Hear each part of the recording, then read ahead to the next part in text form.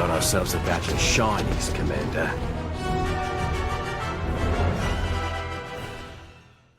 Welcome to episode 3 of Coordinated Fire, a Star Wars Shatterpoint podcast where our dice are colder than a Canadian winter.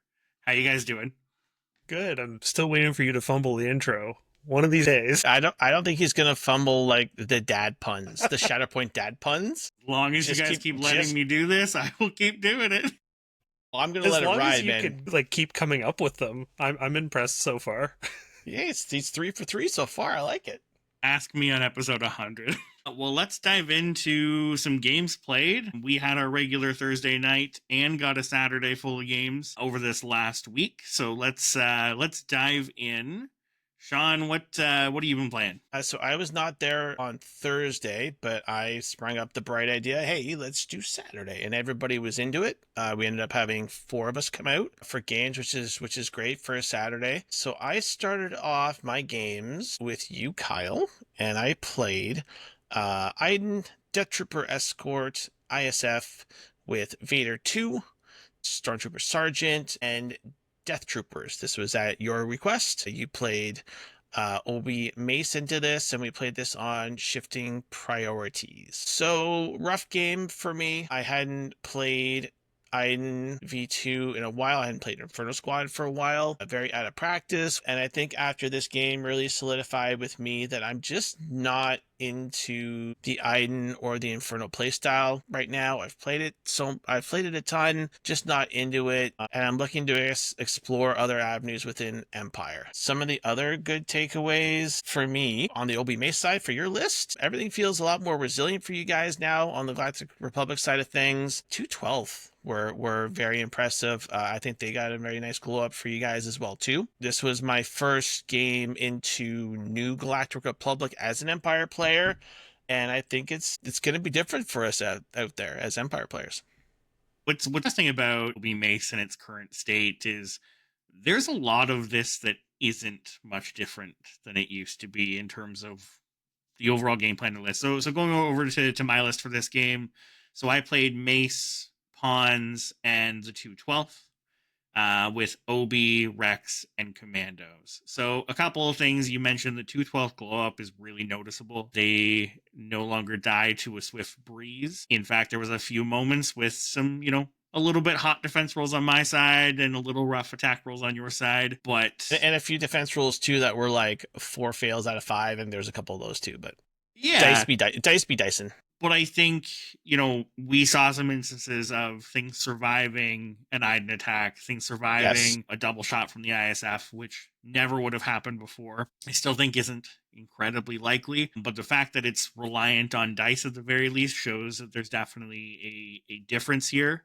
Now, you chose to go DTE over Hask in this case, which I think there's some pros and cons there. I personally like the DTE swap. But you are losing some of that consistency on the rolls. What are your thoughts on Hask? On Hask, I haven't played him post change. I want to try to explore him in other lists, actually, potentially maybe as a secondary in some of the Empire control lists to bring some consistency to the dice rolls to ensure that you can get, if you have a shove on 2, maybe even 3.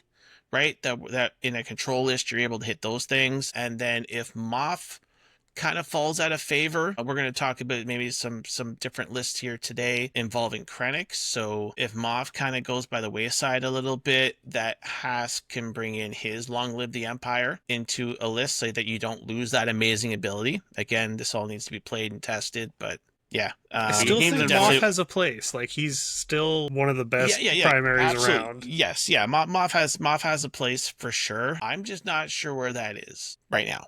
No, that's fair. And we're in a really fun time, which is why I like getting to talk about the games that we're playing in a way that maybe I wouldn't have a month ago. Yeah. Overall, I mean, everything feels a lot more balanced, like I said, on the Republic side, which is great. I mean, I'm not against that at all. And for us Empire players out there, it's going to require a little bit more effort than just putting a Inferno Squad down on the table and running over everything. 100%.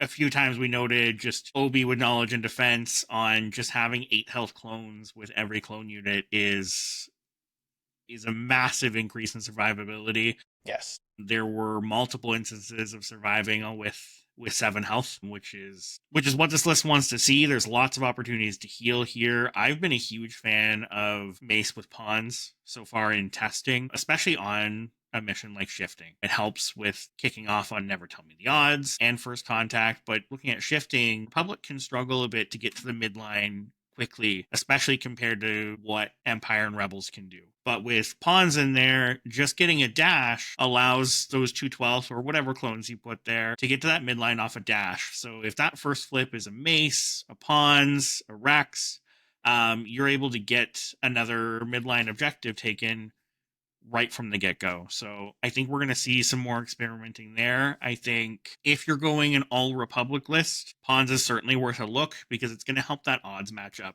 as well. Like with other infiltrates, you do have to be wary of Anakin and Vader and things like that can come across and obliterate you, but just something to keep in mind. I'm curious too with what some other Empire players out there think with the loss of Hask and the loss of the consistency of the attacks. It feels to me that if you're going to play Iden with ISF with DTE, it feels much more order deck dependent than it ever has been. Like my order deck was support, secondary. Yeah, struggle one, right? Iden and Shatterpoint were on the bottom. Iden and Shatterpoint were on the bottom, and even if I would have dug for them, even if I would have reserved, they weren't going to be there, right? So, like you said, those ISF attacks, they don't get the extra hit. That you lose that consistency and that damage to wound and take over those points on those turns where it could go support, secondary. Again, it feels much more order deck dependent than previously. What I think did shine in that game and kept me on my toes was Vader 2. Yeah, a guy that I had been very critical of in the past. He was the all-star of the game, and I think maybe Vader 2 is a primary that, again, for Empire, if we're looking to figure out how we're going to get into, through these Republic matchups, he's going to be a big piece of it, I think. Vader likes a melee meta, and there's a lot more shifting and sabotage going on, which he also really likes. Yeah, and just very quickly here, I'll touch on my second game was with Ryan. We played on Sabotage Showdown. I played Ahsoka Jedi No More with Gar Saxon, Clan Kryze, Armorer, Bo-Katan, and Covert Mandalorians against Ryan's Mandalorian and CAD Bounty Hunter list with the dual IGs. This was something I've been wanting to try for a while. I've played Fulcrum Ahsoka with the Mandos, but I wanted to try Jedi No More. She felt really good. Struggle 1, I was able to get Ahsoka up to the other side of the board and contest what would be his back left objective, and then the Armor was able to get the other side of the board to do the other objective, and so I was able to take Struggle 1 here fairly quickly. And then Struggle 2, Covert's double wound on both IGs to gain 2 momentum and a 4 score. So I was able to, get that second wind after both Kryze and Coverts were wounded that we kind of see with these Mandalorian lists. Overall, I think it's a really great way to play Mandos, both with Bo and Gar Saxon. I really like it, and with Armor as well. You have 3 on activation jumps for a Mandalorian, which is very, very versatile. And I just don't like Paz too much. So I felt it was a great way too. And, maybe that's something I need to explore a little bit more. But right now, I'm loving the core box secondaries. For first time playing Ahsoka, she's very defensive. The heals before her move and attack were a huge change. Her one revenge attack I got in that game, she healed off a pin and exposed before she got to jump and attack IG-88 to push him off a point. I was going to say, the list you were playing again should have given you many opportunities to activate her. Yeah, so those are my games for the week. Awesome. Titus, what have you been playing? So I got 3 games in this week. First one was a regular Thursday game. I played Asajj with basically the core box separatists, and General Grievous's box was trying to keep it basic. And I think it's probably one of the best spots for Asajj right now. I like her personally better in Dathomirians, but Dathomirians have some mobility problems, so I figured, you know what, maybe in Separatists she might not be quite the wrecking ball she is in Dathomirians, but the list itself might be stronger. I really liked the list, actually. I really like how she plays, but I'm someone who values team synergy really highly, so it wasn't really a good fit for me, but she did work. Like, she can cross the board and cross someone out. Like, she does the job. Grievous felt really, really good, and he has every time I've played him. I've not always been big on separatists, but Grievous is the one where it's like every time he activates, it's, oh, this is going to be great because he can just do so much. So that was you and I for Yep. for you testing Asajj and Grievous. So on the other side, I played Anakin, Rex, 501st, just like it is out of the core box, along with Plo, Snips, and Wolfpack. And this was a really tight game. So we played on shifting, and this was some good old fashioned Shatterpoint. It was really cool how well these lists just played together. I would say, Titus, I think we both left this feeling like these were pretty equal lists, Yeah. all said and done. They did feel a little slow, like compared to some of the new toys we get to play with. They did feel a little slow. I definitely missed those ARFs with Anakin, I can tell you that. But the list felt coherent. For your side, that was some of the best Separatist performance I've seen because none of the activations felt rough. And that was on the back of Grievous, I think. Yeah, In a Grievous lot of makes it ways. so much easier. Also, having the B1s in there, surprisingly, that helps your order deck quite a bit. There was a couple times where their reposition on their attack was what allowed you to stay in the game in a way that Magna Guard wouldn't have done. I'll touch on a couple of Anakin activations. So without ARFs, there was a couple times Anakin felt stuck. I think the first time I flipped him was very early. There was no target for me to get to, so he just stayed in reserve. Second struggle, he was sitting on a point and holding that point, but it was across the board from the other two objectives. And I again had him sitting in reserve because he couldn't get to either of the other points. It didn't help that I just said, okay, well, Anakin's over there. Let's send everything to the other side of the table, knowing he's your best piece. You absolutely left him alone. I think this is something to watch out for. I think Anakin is really great in his rework, but I do think he takes the right list to support. So, moving on to Saturday. Saturday for me was, well, for one, it was my first contact. I wanted to get first contact on the table as much as possible. And before I even get into the list, boy, I do not like that mission. Like, I love Struggle 1. Struggle 1 is amazing. I love the clever ploy mechanic. As soon as you get to Struggle 2 and 3, I don't like it. It slows the game down. Having to flip points slows it down. But on the other hand, you decide, okay, well, I'm only going to take 2 points and wound things. It slows down the game as well because you're just going back and forth until someone fills up their momentum tracker. And it feels like no matter what strategy you go into this with, it just drags it out far longer than any of the other struggles do. That's been consensus that struggles 2 and 3 can just turn into a big slog. It's miserable, which sucks because I love the mission otherwise. So, mission pack aside, my first game I ended up going with Ahsoka, Jedi No More, Nadar, and Phil's clones, paired with General Obi-Wan Kenobi, Rex, and the 212. I was playing against Brandon, one of our local guys. He was running, it was Plo and I want to say Kiadi, but I can't quite remember. It was Kiadi. Okay. I just remember getting force pushed a lot. That's Kiadi. It was a very fun game. Struggle 1 dragged on a long time, which that wasn't the struggle's fault. That was our lists. So what ended up happening was I was able to get out there quickly and take a bit of a lead on the struggle. But because he's got all the diceless displacement, he was able to kind of hold in there, and we just ended up going back and forth 3 and 3 for a long time. And because of my list having a frankly absurd amount of healing potential, he was never able to wound anything, and this continued through the whole game. Like, it's Ahsoka heals on her tree, but also with the revenge trigger. Nadar heals anytime a secondary or primary comes near him. Obi has healing, and Rex is the magical clone combat medic. So I ended up wounding him a couple times throughout the game, but it just nothing stuck to my list, and it dragged it out quite a bit. So Sean was there, and you finished both your games in the time it took us to do one game.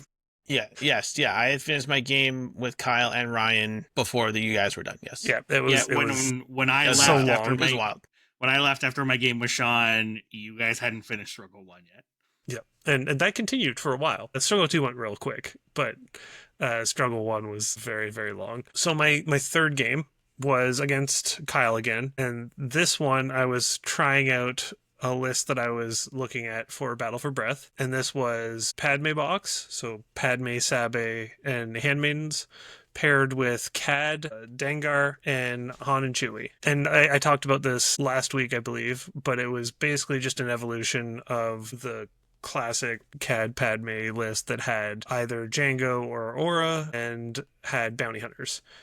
Principle is the same. You have Payday, you can turn Dengar or Han and Chewie into handmaidens, get the Sabe movement, get coordinated fire from Padme, and adding 2 damage from the coordinated fire from Padme or the whatever Cad's is called. It's basically a supporting fire, but you can add 2 damage on either end of the attack with either of your primaries. So as long as you keep those bubbles fairly tight, it can do a lot of damage output. The problem I ran into was we were playing First Contact, and it is really hard to keep those bubbles tight on a First Contact mission because everything's spread out. And as soon as you get comfortable in a spot, never mind, the objective's elsewhere. Yeah. So you can't Flip around. collapse in on an objective the way you can on the other missions. For this game, I played General Kenobi, Rex, and the Republic Commandos with Anakin, Snips, and the ARFs. Few good learnings in this game. I had some similar struggles with Anakin, although the ARFs definitely helped. I still very much of the opinion that he requires the right list, which I am pretty confident is Kiadi at this point. A lot of this has been testing some other options with him. Obi was nice. I think everything in this list is pretty tough, so when it's hunkered, it does a great job. That being said, there wasn't quite as many opportunities to hunker as I would have liked, just from a combination of Anakin having a different objective on his turns and some of the movement that was just needed to stay in play on First Contact. This was 2 games I had with the Republic Commandos, which I can say defensively are much better, in a much better spot than they were. 7 health with protection is so much better than 6 health with protection. That being said, their attacks are still very lacking. I was disappointed. I think every time I shot with them, I would much rather have 212 in that spot. I think I'd probably look at Echo and Tech here over the Commandos next time. I think their tree just has a lot more versatility in terms of what it can do. I did like Obi on First Contact. I think every activation was relevant. He could get the places he needed to go. And I do like the ability Struggle 1 to just hit that shatter point, reserve Obi. Didn't happen in this game. We had a very, very fast Struggle 1 that Titus took very quickly, but I was able to pull it back. I think it was 3 activations, wasn't it? It was crazy fast. Yeah, it was rough, and part of that was because of those commandos. I think it was a great game, and taking it back on 2 and 3, and a lot of that I would say on the back of Anakin, but Obi did his job too. Sweet. Yeah. Great week of games for us guys, like Thursday and Saturday. That doesn't happen very often. I was very, very happy with the amount of games we got in this week. Yeah, it was really nice. Yeah, absolutely. Well, it's almost like there's an event coming up that we're prepping. Yeah, womp womp. I don't get to play. That's okay. Thank you for being a test dummy. No problem. Speaking of events, big one, eh? Happened this past weekend? Yeah, absolutely. So we had the UK Games Expo with a 42-player GT happen over this weekend. This is our first major event in GT since the Balance Pass. Unsurprisingly, there was a whole lot of Republic running around because I think everyone's excited about the new shiny. But we definitely have some cool results. We're not going to dive too deep into anything here, but I think we each have our takeaway from what we saw. Titles, I'll pass it over to you. So my takeaway was just looking at the top 8 mainly, but in general the top performing lists. It was very balanced between factions. There was a lot of Republic, and there's been a lot of Republic at every event since the rebalance. But the top lists being as like evenly balanced as they were between Empire, Scoundrels, Rebels, and Republic suggests to me that the influx of Republic isn't necessarily representing a power imbalance. It's just popularity and enthusiasm because of the rebalance, which I think is where we want to be. We want people to be excited about the changes, but we also want everything to have potential to do well. So I think AMG did a good job there. 100%, and it's nice to see. I think there's still a lot of time for all of this to settle out, to figure out counters and new lists. I look at Empire and Republic specifically, and there is just a ton of options to figure out what are those best pieces in different places. For me, looking through this event, one of the things that really stood out to me, and I think it's a lot to do with that Republic influx, but mission selection. I think we've seen a bit of a shift there compared to where we were. We were really seeing Never Tell Me the Odds jump in popularity. So for the mission, Shifting Priorities was played in 28 games, Sabotage Showdown in 35, Never Tell Me the Odds in 14, and First Contact 19. So obviously we saw a ton of Sabotage Showdown, and that's going to let Republic play.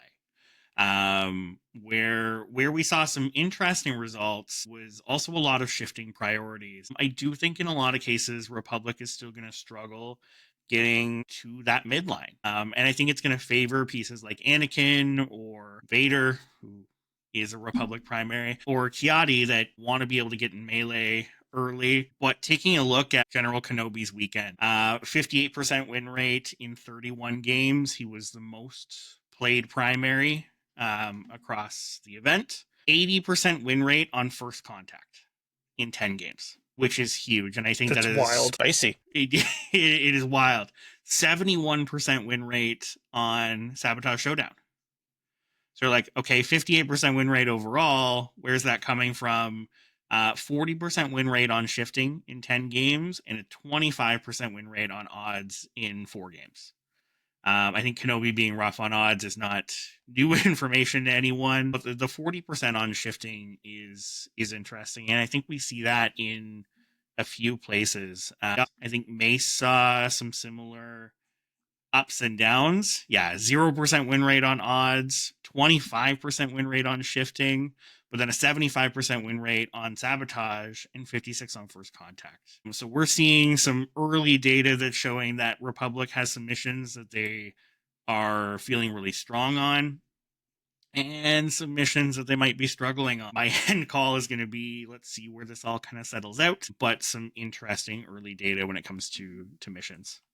Yeah, my takeaway is Director Krennic, taken in 16 games with a 10-6 record for 63% across the event. And then taking a look at some of the stats here, played 4 games with Grand Inquisitor for 75% win rate, and 10 games with Vader 2 at 70%. And we see 3 games into Anakin, 99% win rate. The overall takeaway when you look at the data here, very strong into Republic, particularly with the Krennic and Vader 2, where the 5th place player, Josh 115, played 4 out of 5 games and did very well against Republic. I think Director Krennic is somebody that needs to be explored more into these Republic matchups based on this data, and it's definitely something I'm going to be looking into as an Empire. I think it's really interesting. I think a very common question I've been seeing from a bunch of different communities is, hey, I want to play Krennic. What am I doing? So I think seeing some early data like this is, okay, we've got a couple pairings with Vader 2 and Grand Inquisitor that are starting off strong. Build that for that Republic matchup can be a great way to test. Krennic's really interesting. I think he's tricky is a big part of it, because I was starting to get worried he was going to flop the way we've had a few other primaries, which would be a shame because he's really cool, and he's seeing some good results is really nice. I think people are finally learning how he plays. He's going to be like Thrawn. It's like our last episode. He's going to be like Thrawn. He's going to get a number of reps, and he's going to have, I think he's very similar to Thrawn. He's going to have a very particular spot. Very good success against Republic. So Again, You've I got think some for any testing to do. any Empire player out there, I think this needs to be explored more for sure. Awesome. So we're going to jump into our main topic of the episode, which is, as you probably heard in our games of this week, each of us got some test games in with a list that was a majority from the core box. So each of us set out this week to play a game with a squad full of models in the core box plus one box. So the goal was to just, hey, I've got the core box. I want to add one box to make a list out of this and see what we could come up with. So I had Anakin Plo, Sean had Ahsoka with armor, and Titus went Asajj with Grievous. So I want to kick this off with just from your guys' perspective, what is the best starting point for someone getting into Star Wars Shatterpoint? Core box. Yeah, For like me, it's core box. The core box gives you the best start into the game. For me, just to play the game properly. When I personally get into something, I like to do it right. We're playing a game where positioning and distance and space is very important. So having all the proper tools, the range rulers, all the tokens, and of course the first mission. For me, if you're gonna do it right, and the core box, particularly after rebalance, is the best place to start. It would have been my recommendation pre-rebalance, and I think the rebalance has doubled down on this is where new Shatterpoint players should start. 100%. So a couple things. One, it comes with terrain. So between the terrain and the amount of models you're getting, it's very affordable. The core box also is formatted in a way that will teach you the basics. Like the units are fairly straightforward. They teach you the basics.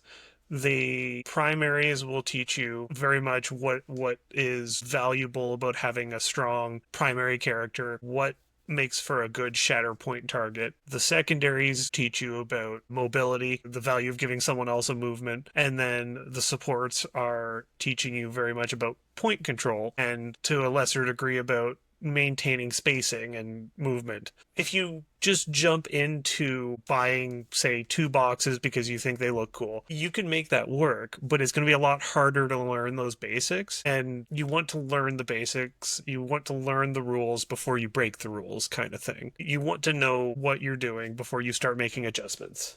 Before we have like reserve for 2 force or battle tactics, Yeah. or this, that, and the other thing, right? Like, oh, we don't pay force for your abilities when the Mandos get wounded, right? If you start with complicated pieces, you're going to pick up bad habits because you learn that the game works a certain way. And if it's because you're constantly playing against Moff Gideon, you're getting a distorted view of how reserves work, stuff like that. Absolutely agree.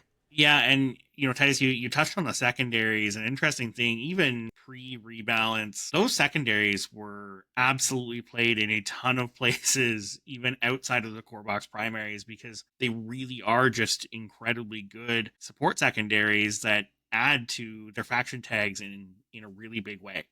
I look at the core box contents and the tokens, the measurement tools, the terrain are all necessary pieces to play this game. And terrain's an important one to touch on because even if you've played other miniatures games, the terrain requirement for Shatterpoint is really unique. You need different elevation. You need to not have to deal with awkward shove angles and overhanging things as you're learning the terrain rules, because it's important to acknowledge the terrain rules are one of the more awkward parts of Shatterpoint.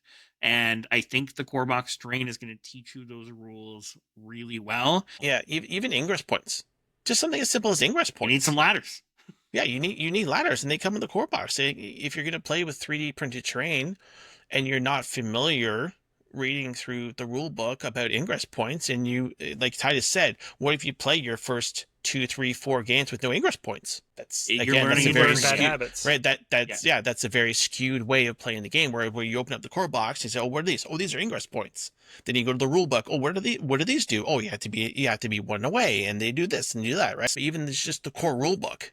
Just having It's that page an reference. integral, and I know we can discuss on the wording and how it's written, but like just starting with that is so essential for a new player. Not having to 100%. look at a screen, there's definitely something to be said for that. Yeah, that too. Yeah, absolutely. Having that resource right there to flip through, 100%. I agree. So we're all pretty high on the core box. What would you guys say is maybe some cons or negatives to the core box?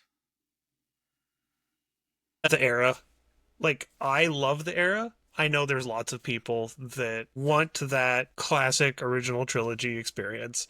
I think they're wrong, but I was going to end the core box discussion on this point, but we've heard the feedback a ton of times. All of us have done introductory games with new players, and a lot of cases of, but Kyle, I don't want to play this bad era of lame characters, and I want Han Solo to cuddle me at night. It's okay.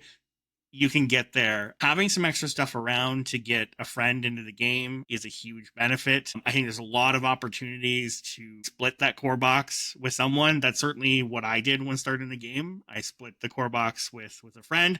Now I ended up with the other half later on because I got a lot more into this game than I think I expected on buying that core box. But I think that's a really easy way to start out. There's a lot of opportunities to jump into Empire or Rebels with just 2 squad boxes, but you're still going to need that terrain, those tokens, all the tools to be able to jump in. Other tabletop accessories kind of fall into that as well, but the biggest one is the mat. You need something that is 3x3, and it sucks to have to get a roll of masking tape and do it yourself.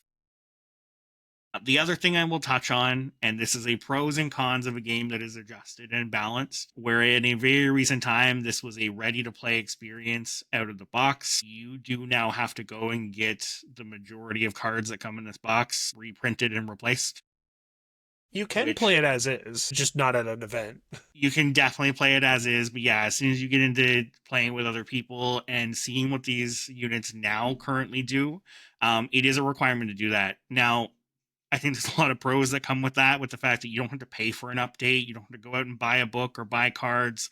If you've got a printer at home, you can just print them off and good to go. They're easily accessible. All right.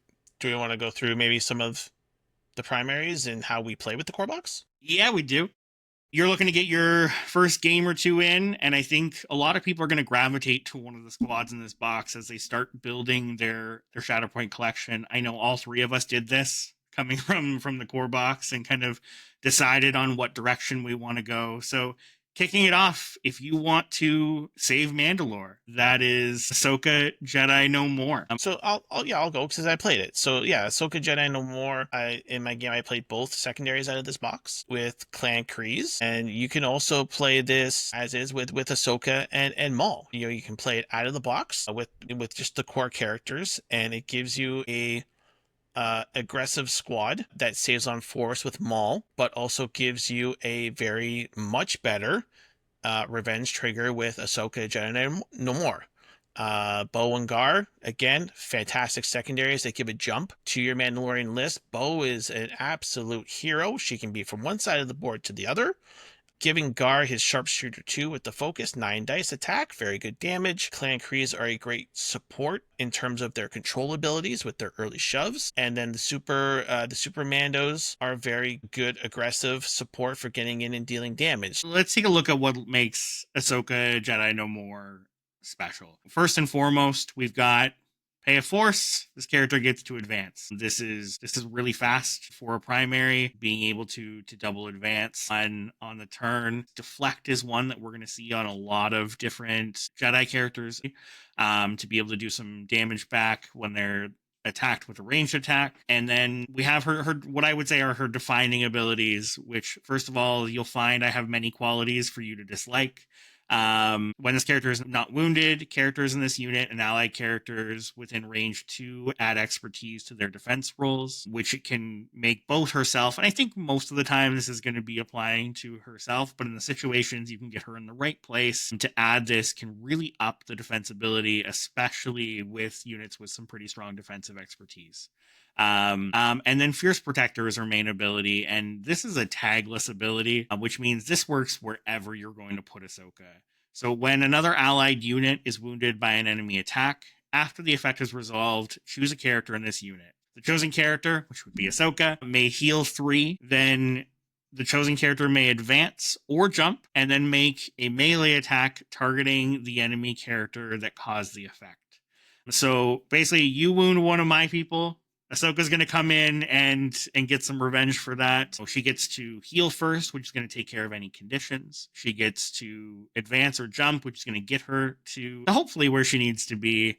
And then she's able to make that a full attack. And, I think this is a really great introduction to what we call revenge triggers, which is something you're going to see in a lot of different units throughout the game at this point, but is a really good one to kind of get a feel for this mechanic. If you like a more defensive play style, a more reactive play style, I think Ahsoka is a really good place to start. So Ahsoka also, one of her biggest strengths is her flexibility. To start with, she can play with pretty much anything in the box and be really good. You might not necessarily put her with the Separatist units, but with the Republic stuff or any of the Mandalorians, she's very, very good. Because also put her with the Separatists, and I think she would do fine. Yeah, like none of her abilities, nothing she does relies on a specific tag. The other part of her flexibility is she has a very good balance between her two stances. One side is very defensive and push focused. The other side is much more aggressive. Still has a good defense, but you're looking to do damage back on those revenge triggers. So you can tailor a list to her either way, where you go, okay, well, I want to really just hit things really hard, and I want to punish my opponent for when they hit me back. Or you can go more of a control route and play Ahsoka more as that really tanky defensive character that still gets those revenges, but she's not necessarily looking at getting damage in as revenge. She's just looking to disrupt your opponent's turn. And both of those are very valid playstyles, and you can kind of switch it up on the fly, but it helps teach you that there's different ways to play units, and Ahsoka is one of the more flexible ones in the box. 100%, and with a ton of different ways you can take her. So what is the next step? You've come into this core box. You're like, I really want to play Ahsoka. Sean, you touched on that just in box. Maul and the other Mandalorians are certainly the absolute best just out of the core box list. Yeah, absolutely. Can we talk about Maul now? Can we talk about Maul? We'll get there in a second. We're doing the what to buy next. Yeah. You hold your horses. So you can absolutely just play Ahsoka alongside Maul, who we'll get to in a second, and have a great Mandalorian list. Just buying the armor box to pair with her and playing her squad as is, I think jumps you into a competitive tournament list out of the box. I think this is one of the best ways to play Mandalorians. And this is, really going to get a step into list building. And Titus mentioned this, but she's not tag specific. She doesn't have the Mandalorian tag, but she's going to add a lot to that squad. For me, I want to take a bit of a different direction on my recommendation for Ahsoka. She does have the Galactic Republic tag, which does give her some synergies in Republic lists. So I'm actually going to borrow Anakin's squad of Rex and the 501st and put that with Ahsoka. And then I'm going to recommend the General Kenobi box. So this is going to be General Kenobi, Commander Cody, and the 212th. The 212th are a fantastic support for Republic, and this is going to get you introduced to a more defensive playstyle. I think for a new player, Kenobi's one that's going to take some practice to really get down, but it's going to give you a really good introduction to the cover mechanics, to the take cover action, and how hunker tokens work within the game. And it's going to be a pretty tough list. So if you want to go something a little more off the beaten trail, or you just really want to get your step into the original trilogy eras, I do think the Grand Inquisitor box is actually really good with Ahsoka and Rex. Just if you're wanting something out of the core box where you just really want to get to Empire, or you like that control play style, that box is very strong. Comes with 2 supports, so you can completely change up how everything goes. Ahsoka doesn't care who she's with, and she fits with that playstyle really well. And Rex is strong on his own. He can move Ahsoka, but he will hold up. It's not necessarily ideal, but that's buying a single box and having a very playable list just right off the bat. Getting you on your way into that Empire. All right, Sean, I'll pass it over to you again. You get to do Maul now. There's another guy that doesn't care about the squads he's with either. His name's Lord Maul. Going through his stuff real quick here. Speed or force, giving him 2 advances on a turn. He's making midline most of the time.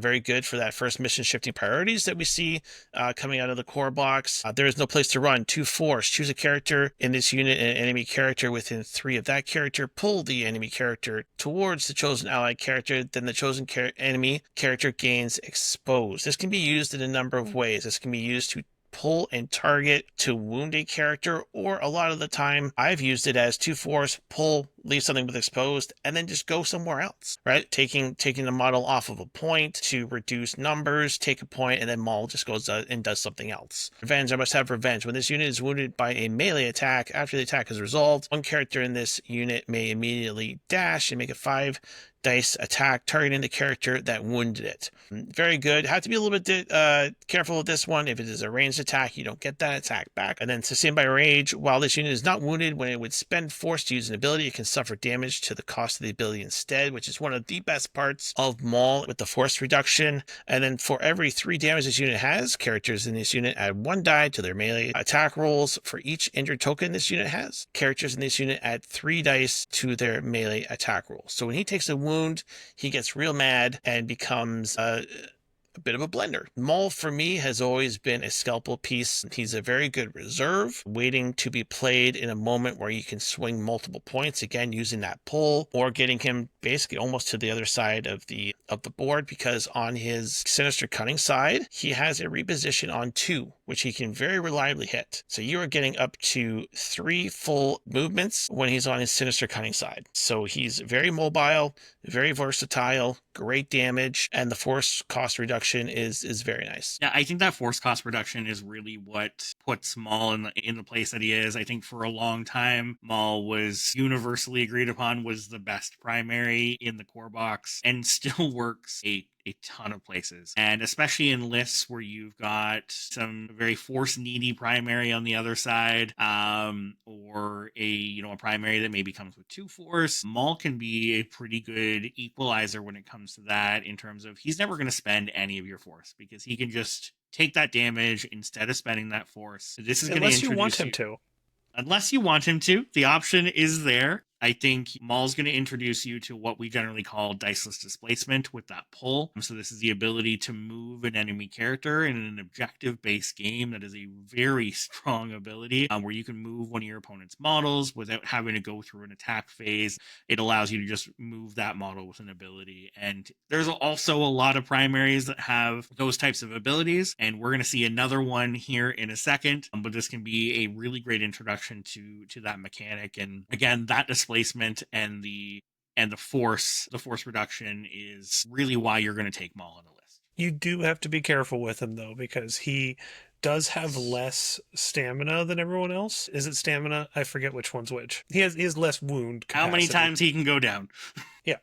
So he is the only primary that I see clearing the table. I mean, he's the only primary I've seen clear the table, like, at all, now that I think about it. So you do have to be a little careful not to overload him with damage, but pick your spots with Maul. He's a great reserve for when you want to swing multiple points or make a big attack or a big swing. And I think he is one of the more precision-based primaries that take a little bit of time, maybe for a new player being introduced to the core box. It's really tempting to run him out there and make him do his thing. Yeah, and that's where I think a new player would fall into trouble, right? Yeah, run him out to the midline, he gets blasted, pin, disarm, or even a strain on 3 or less health, and it's not a good time. He's great for teaching you what each stance is for and when to switch, because Dark Rage is great for doing damage, but you do not want to end your turn in Dark Rage if you can help it. No, so absolutely not. You learn to potentially start on that side, go get a quick kill or even a huge amount of damage, and then drop into the Sinister Cunning and kind of stay there for a while. So if I've gone into the core box saying I want to conquer Mandalore, where are we going next with the best pairing for Maul's box and squad pack with Gar Saxon and the Super Commandos is absolutely going to be the armor again? Yeah, it's armor, yeah. I think the Mandalorian is a very close second there, though. Yep. Because you just take all the core box Mandalorians and have Din Djarin in there as your other primary. That's actually a great call out because you can just move those Mandos. So could go with armor. I do like Maul Mando with all Mandos. So yeah, I'm gonna say that's the recommended box with Maul. Or Talzin. Talzin's a very good one too. The Talzin is a very good one, but I think that's going to be our definite recommendation for the next primary we've got. All right. So you're talking about Asajj, right? I sure am. Titus, I'll pass that to you. Okay, so with Asajj, traditionally she's going with the Separatist part of the box, but again, she is perfectly capable of going with the Mandalorians. I wouldn't put her with the Republic stuff. Like the others so far, Asajj does not have any tag synergy in terms of what she wants across from her. She used to have slip away, and that was very minor. Now she has no abilities that relate to the tags on her allies, so she can go pretty much wherever you want. In terms of her abilities, to start off, she has Dathomiri and Dexterity. She spends a force, she gets to jump. Simple enough, but she can use it 2 times in a turn, which is a nice thing to have in the core box. I just want to throw in that having that there teaches you that other abilities can't be used twice without looking at the rule book, because you look at this ability and you go, hey, I can do this twice. That means that's an exception. That's something I've run into a lot in terms of people coming into the game where they go, oh, well, how many times can I do X thing? How many times can I do an action? And it's nice to have something that kind of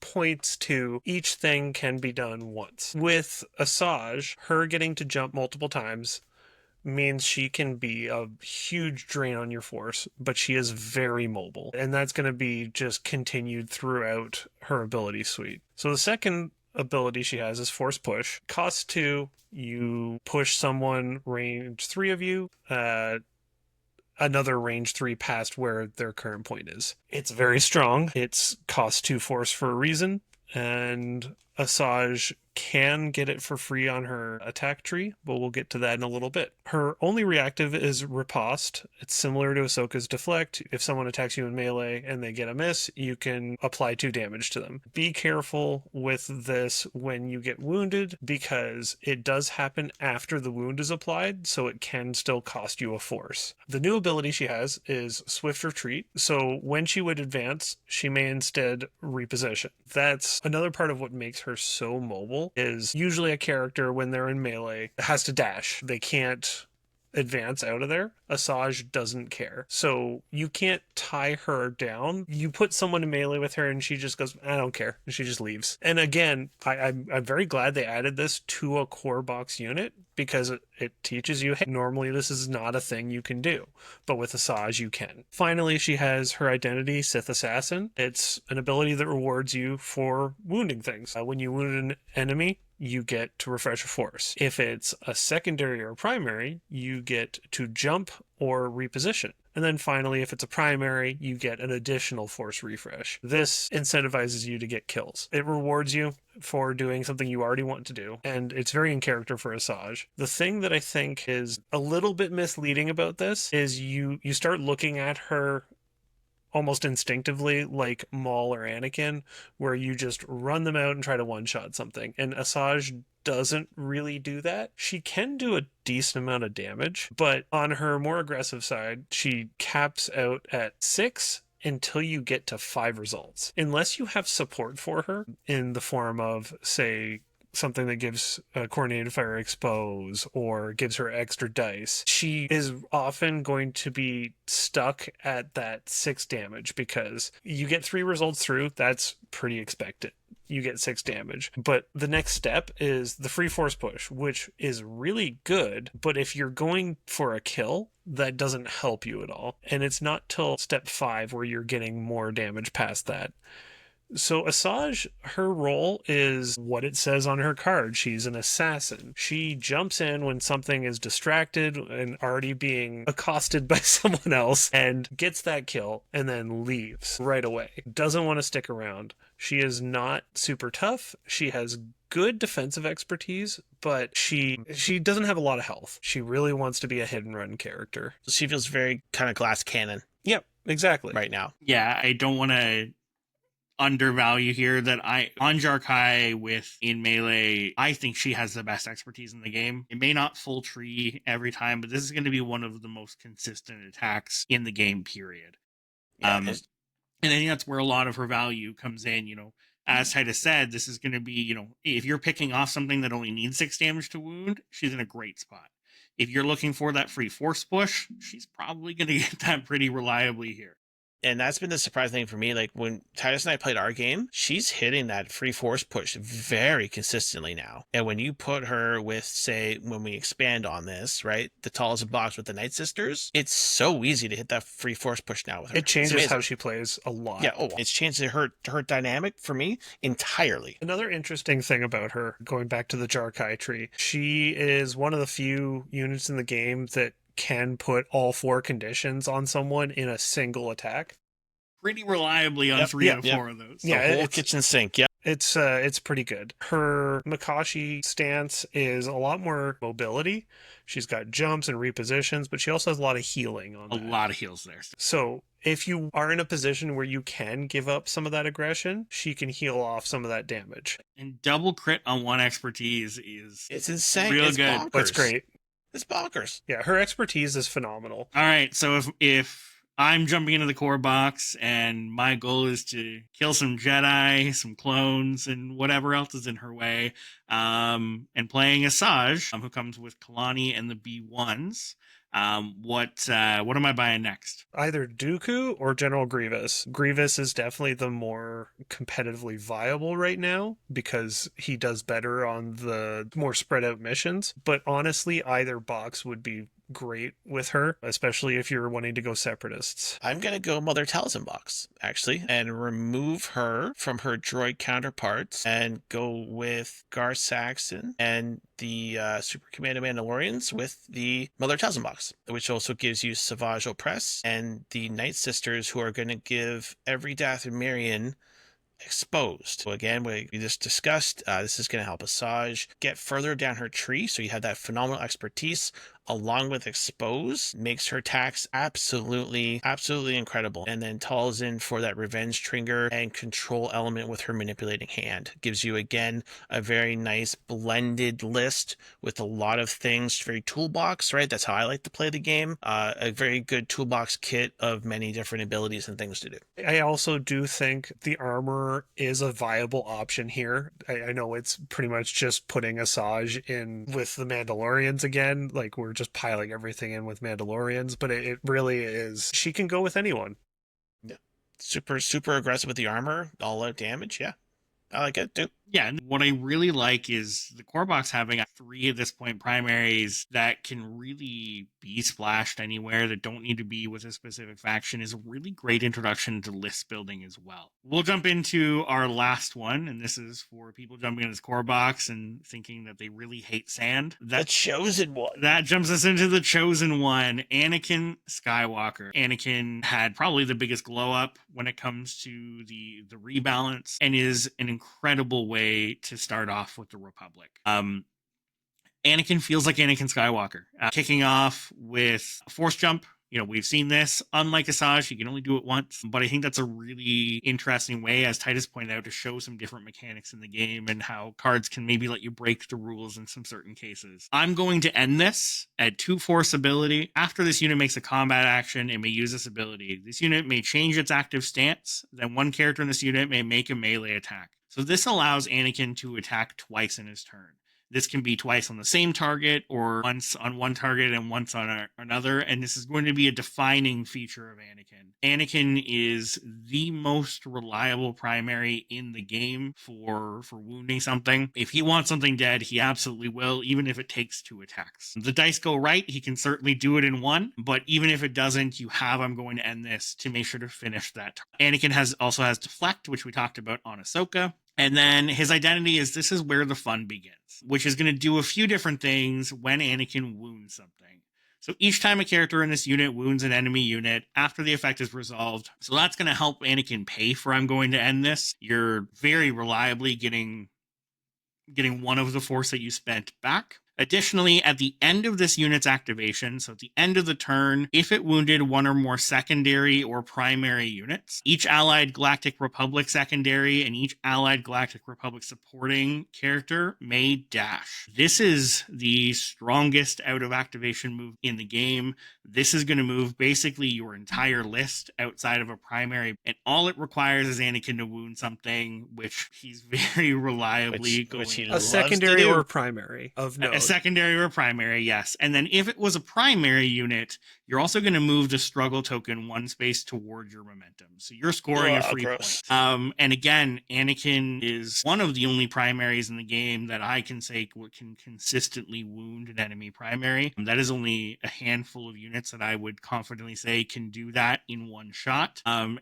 Anakin absolutely can. On Gemso, doing 7 damage on 3 successes, along with a strain. And when you look at the box, Anakin comes with the 501st do a coordinated fire strain, so that's adding a strain to your attack. So you're just with the box Anakin comes with reliably doing 8 damage on that initial attack, which is best in game. He's got some pretty great expertise. It's giving him a lot of crits. Anakin has one very specific job, and it is to murder the thing you point him at, and he can do that very, very reliably. Is going to be a really good stepping stone into some Republic options, because a lot of the other Jedi are very defensive characters, where Anakin stands out in how offensive he is. Coming in the box, Rex is, I would say, confidently the best Galactic Republic secondary, if not one of the best secondaries in the entire game. He's got an incredible kit as a support unit, and then the 501st also got a recent glow up to being a very, again, damaged focus clone unit. This is a great start if you want to go the Galactic Republic route. He definitely is very good for the Republic players out there, and I think that's going to touch a lot of very good vibes for a lot of people who maybe want to get into the game. Yeah, I don't think there's a bad direction to go with the core box at this No, point, but in particular, Anakin, that standout one character that I think can probably just go ding for a lot of people. I think it's going to be Anakin. yeah, he is really great. So if I want to play Republic and I'm going down this path, what am I buying next? You have your pick of Republic characters. My biggest recommendations would be Kiadi or Obi-Wan. Plo is also a really good box to go with, not necessarily for Plo himself. I mean, he could perform, but the nice thing is you get snips and some other clones. So having 2 secondaries in that box really bumps it up, in my opinion, because it gives you options. Yes, Plo was going to be my recommendation for a couple reasons here, and first and foremost is exactly that. Anakin's going to want snips as a secondary. It's thematic and it's good. The Wolfpack are also an incredible clone unit. Even if you don't actually play Plo from that box, just dropping Wolfpack and Wolf in with Ahsoka Jedi No More, you've got a really great squad to start with Republic of playing Ahsoka alongside Anakin as your primaries. Also, have you met my friend the Armorer? Nope, this is the one where that doesn't work. You could make it work. Yeah. But Titus, you're right. There's a ton of ways this can go. Mace is one to talk about here, because Mace is going to get you the ARF troopers, which I think is the support that Anakin really wants. And Mace is also an absolutely incredible primary, and there's some really cool lists you can build. You'll never run out of force, ever. And you'll never run out of force. So there's a ton of ways you can go. Pick your favorite Jedi. And yeah, that's what I was going to say. For somebody that's never picked up a Republic list, it's really great. Pick one, go. Yeah, like even Luminara will do very well with Anakin. A little more complicated, but they can all work with him. Which I think is a great place to be, again, when we're starting with the core box. If somebody says Anakin's my favorite character, I want to play Anakin, and they want to take that next step, you literally say, you go to the shelf of your LGS and say, okay, pick one. Go ahead. Like, who's your next favorite, right? And it plugs in so well, and I think that is just awesome. Yeah, and I think Anakin's at a run certainly for top primary in this box. We'll see how that all shakes out. I could not be more happy with this rebalance, and especially from that core box space. You can core box plus another box, and you could go play in an event and, quite frankly, do pretty well. in terms of the list that you're able to bring and compete in this game. Yeah, and it touched you on the value too, right? The value of the core box is insane. If you go core box and one additional box, we're talking about core box plus another one gets you viable competitive lists, right? It may not get you a premier list, right? But if your community is just starting, I mean, and you're doing 100% can get a premier list. Yeah, Because, playing okay, Mandos maybe not out of like the box optimized, but is like perfectly viable. Yeah, you know what I'm trying to get at there, right? Like it's like core box plus one. And when we think about, other games out there, it's an insane value and you're ready to go. And again, you have everything that you need to play the game properly. Especially for someone diving in, maybe this is their first miniature game. There's some other stuff you need to buy, like glue and cutters and getting into painting, but this is such incredible value for the starting point that this box gives you. And I have played a ton of miniature games, and I can't think of a better starting point than what this offers. From the ability to pick up this box and the journey to going to your first showdown or premier event, I don't think there's better value in miniature gaming. Absolutely. Yep. One of my favorite things in our journey together as the three of us with this community has been getting new people into this game. That has been a highlight, I think, for all of us, pushing people to come out to their first event, and seeing what that experience is like. Getting some practice games in and helping teach the core mechanics of the game has been absolutely incredible, and all starts with this box. So I think we're unilateral in the recommendation that this core box is the way to start playing Shatterpoint.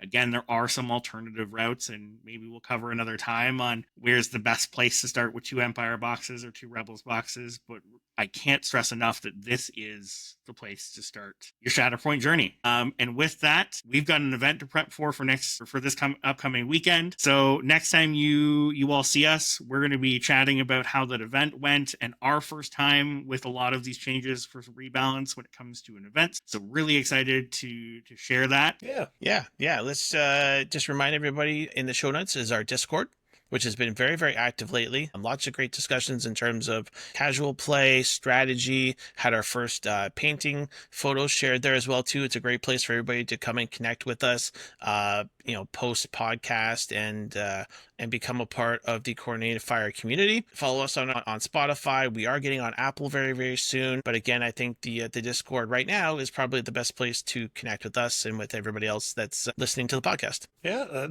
Well, for anyone that just randomly found us as you're jumping in, welcome to Shatterpoint. Amazing. Thanks, everybody.